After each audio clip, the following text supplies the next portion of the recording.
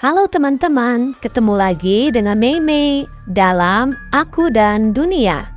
Video kali ini, Mei akan membahas tentang mitos genderuwo, kisah asal-usulnya, hingga cara menghindari godaan makhluk halus ini. Indonesia mempunyai wilayah yang sangat luas, sehingga setiap daerah mempunyai mitosnya masing-masing, termasuk tentang makhluk halus dan asal-usulnya. Salah satunya adalah mitos tentang makhluk halus yang disebut dengan genderuwo, yang umum diceritakan di Pulau Jawa. Genderuwo diketahui berwujud seperti manusia, bertubuh besar dan kekar, dengan kulit berwarna hitam kemerahan. Tubuh genderuwo konon ditutupi rambut lebat yang tumbuh di sekujur tubuhnya. Genderuwo biasanya tinggal di bangunan tua, tempat berair, pohon besar yang teduh, hingga sudut-sudut yang lembab, sepi, dan gelap. Ia juga dipercaya dapat berkomunikasi dan melakukan kontak langsung dengan manusia. Asal-usul genderuwo dipercaya berasal dari arwah orang yang meninggal secara tidak sempurna. Bisa akibat penguburan yang tidak sempurna ataupun kecelakaan, sehingga arwah orang tersebut merasa penasaran dan belum mau menerima kematiannya. Genderuwo tidak dapat dilihat oleh orang biasa, tetapi pada saat tertentu dia dapat menampakkan dirinya bila merasa terganggu. Dipercaya bahwa tidak semua genderuwo jahat, karena ada pula yang baik dan sikap mereka tergantung bagaimana manusia bersikap. Apakah mau berteman atau bermusuhan dengan genderuwo tersebut? Istilah genderuwo berasal dari bahasa Kawi, yaitu Gandarwa, yang berakar dari bahasa Sanskerta, yakni Gandarva. Gandarwa dalam kepercayaan Hindu dan Buddha digambarkan sebagai makhluk berwujud mirip manusia dan berjenis kelamin pria. Dalam kepercayaan masyarakat Jawa, ia diyakini bersifat jahat. Namun, ada pula genderuwo yang bersifat baik. Genderuwo yang bersifat baik ini dipercaya biasanya menampakkan wujudnya sebagai seorang kakek berjubah putih yang tampak berwibawa. Ia sering membantu manusia dengan menjaga bangunan atau rumah dari orang yang berniat tidak baik hingga perampok. Kadang genderuwo muncul dalam wujud makhluk kecil berbulu yang bisa tumbuh membesar dalam sekejap. Genderuwo juga gemar melempari rumah orang dengan batu kerikil di malam hari. Sementara itu, genderuwo jahat disebut-sebut kerap melecehkan perempuan, yaitu menggoda istri-istri yang ditinggal sang suami bepergian jauh atau para janda. Tak jarang, genderuwo berubah menyerupai wujud dari suami perempuan tersebut. Dipercaya bahwa benih daripada genderuwo dapat menyebabkan seorang wanita menjadi hamil dan memiliki keturunan dari genderuwo. Ada legenda menyatakan, genderuwo kadang senang bersemayam di dalam rahim perempuan.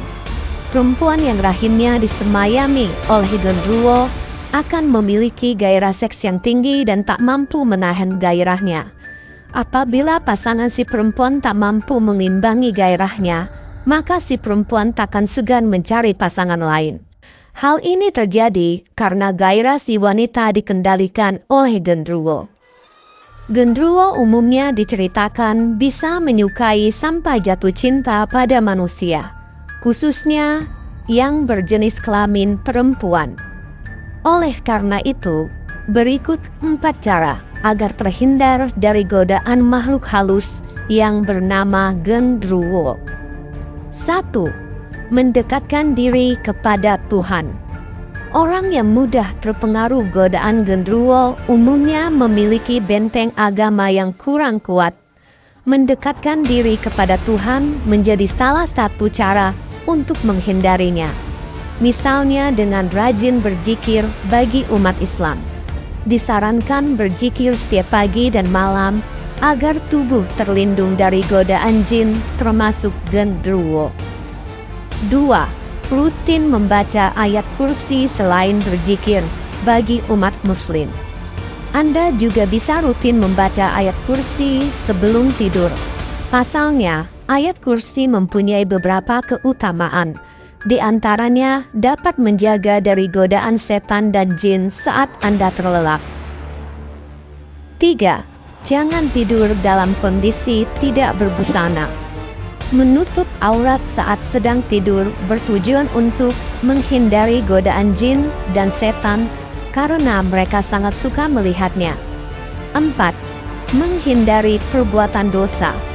Seseorang yang sering melakukan perbuatan dosa mudah didekati oleh jin atau makhluk halus seperti genderuwo, karena mereka tidak mempunyai dinding pertahanan iman yang kuat. Banyak kalangan mempercayai salah satu cara memanggil genderuwo adalah dengan membakar sate gagak. Diyakini, burung gagak adalah makanan kesukaan sekaligus binatang peliharaan genderuwo. Dalam hal ini, seperti manusia yang memelihara ayam. Untuk melakukan ritual ini, subjek yang ingin bertemu dengan genderuwo diyakini harus mengikuti tata cara khusus untuk membuat sate gagak. Tata cara tersebut umumnya digambarkan sebagai berikut. Setelah berhasil menangkap burung gagak tersebut disembelih dengan pisau yang sangat tajam. Alasannya, ketajaman mata pisau akan mempengaruhi lancar tidaknya darah yang mengalir keluar dari bekas luka yang ditimbulkan. Berikutnya adalah mencabuti bulu-bulu hitam gagak yang kasar sehingga benar-benar bersih. Selanjutnya, daging yang sudah bersih ditelikung seperti halnya kalau membuat ayam panggang. Baru kemudian bisa dibakar di atas nyala api. Hal terpenting dari ritual ini dipercaya adalah pengucapan rapalan mantra khusus agar genderuwo selain mencium bau makanannya juga dapat mendengar panggilan.